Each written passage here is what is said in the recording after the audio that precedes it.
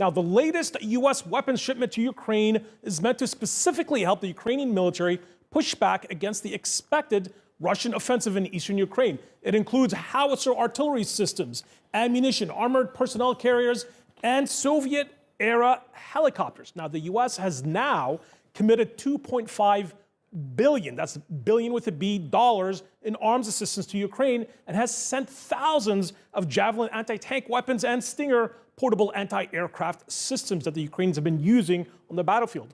But the White House still opposes delivering fixed-wing aircraft to Kiev, fearing that it could cross a red line with Russia.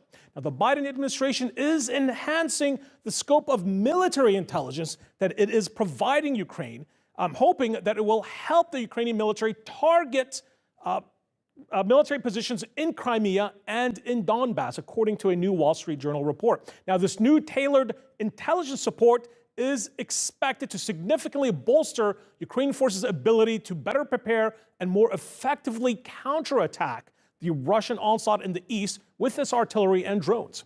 Now, and this is where the outcome of the war will be decided, in the east. Now, Russian forces continue to take ground in Mariupol, but the Kremlin's claim of a mass Ukrainian surrender in this city has not panned out just yet. Now, the Ukrainian forces continue to defend Mariupol, and Moscow remains focused on capturing this city. Now, the defense of Mariupol by Ukrainian forces is tying down a significant amount of Russian troops and equipment, and Russian forces are regrouping here in the Kharkiv area, in this area for an offensive operation down past Izium and into Luhansk and Donbass. Now, Russian forces are also continuing to indiscriminately bombard urban centers, as you can see here, all across the east and in the south. And UK intelligence believes that Russia will target these two towns right here, Kramatorsk and Kostyantynivka. These are two key important towns for the Ukrainians, and they stand in the way of the Russians as they attempt to push south to envelop the Ukrainian forces in Donbass and connect with the Russian forces down along the Black Sea coast. Now, defense analysts see the widespread missile and artillery strikes and efforts by the Russians to concentrate their forces in Donbass as Russia reverting back to its traditional military doctrine. Now, Ukraine's military is not letting up. Overhead imagery here shows Ukraine's military blowing up a bridge near the strategically important city of Izium, destroying a column of Russian armored vehicles that were pushing south towards Donbass in the east.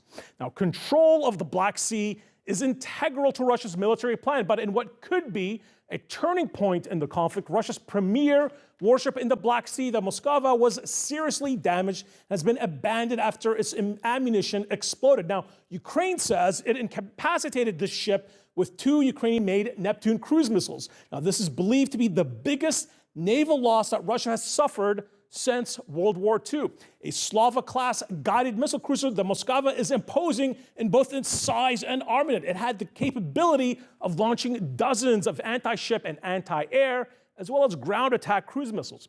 Now, the ship was named after the Russian capital, Moscow, making its demise of particular political importance. Now, being taken out of action will significantly weaken Russia's ability to maintain sea dominance in the Black Sea region. And its destruction makes any future amphibious operation against Ukraine's main port in Odessa that much more difficult.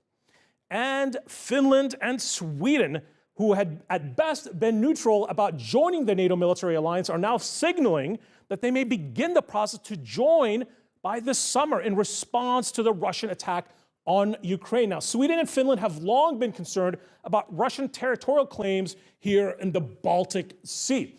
Now, 1 month ago, the Kremlin had said that, quote, Russia's special military operation in Ukraine is progressing successfully and going according to plan, end quote. But clearly, after 50 days of fighting and heavy losses, Ukrainian resistance has caught the Russians off guard, and with 2,000 Russian armored vehicles, artillery pieces, and aircraft now damaged or destroyed or abandoned, both sides are gearing up for what could be the bloodiest stage of the ongoing fight just yet.